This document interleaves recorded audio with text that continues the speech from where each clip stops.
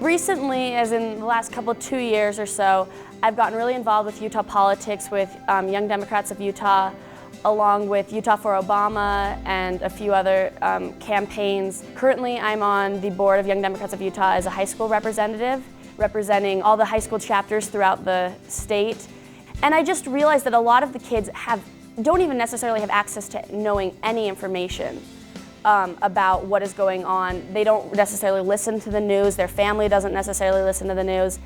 And their teachers, a lot of this school is focused on teaching the science, math, English, history, and they forget that all that stuff can be tied right into what's happening in our world right now.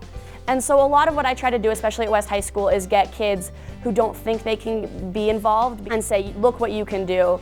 And just try to get kids to know about the issues and to, if there's an issue that's important to them, whatever it is, if it's small or if it's big, if it's important to them, they should make their voice heard.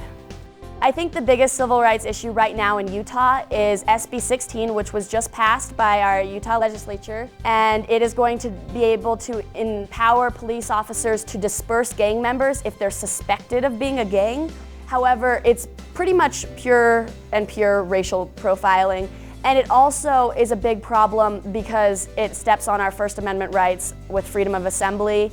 The people who are going to get dispersed are not going to be older citizens. They are going to be teenagers, they're going to be young adults, and they're often going to be minorities or people of alternative perspectives that are going to be dispersed by this law and going to be hurt by this law. Nothing changes without people getting involved.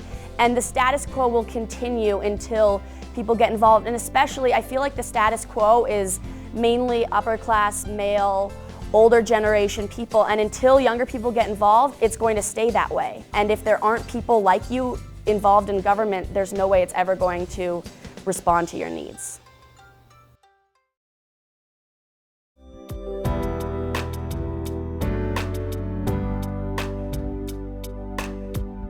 My parents and I are from the Ivory Coast, and my dad wanted to work here in Logan. So we moved here 4 years ago.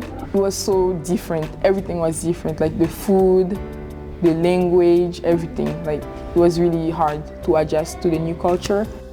I started the multicultural club when I was a sophomore. Some girls in this school were experiencing racism, and so they'll talk about it like individually to their friends, and I heard them talk, and they were my friends. So I called them one day in their room, and then we started talking about it, and then I thought that was a really good thing.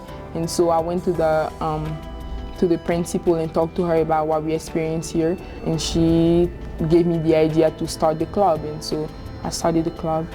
We have some people from the Ivory Coast, me and my sister. We have some people from Ethiopia, we have some people from Congo, Mexico, Guatemala, Korea.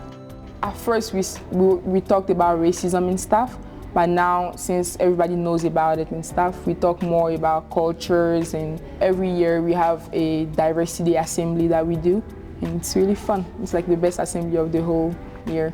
Everybody loves it, and it gives you a better perspective. Like me, I would have never knew that I wanted to do community. I wanted to help people if I didn't get involved with other people, you know.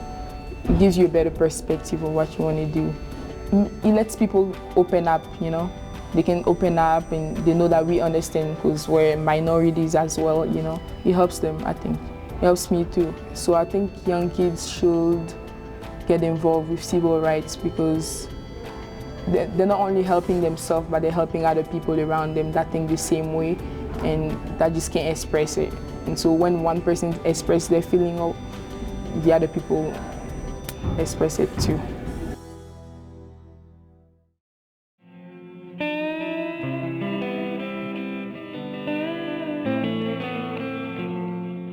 I was born in Thailand, Bangkok, Thailand in 1991, and I immigrated here when I was 4 years old from a very nice American family.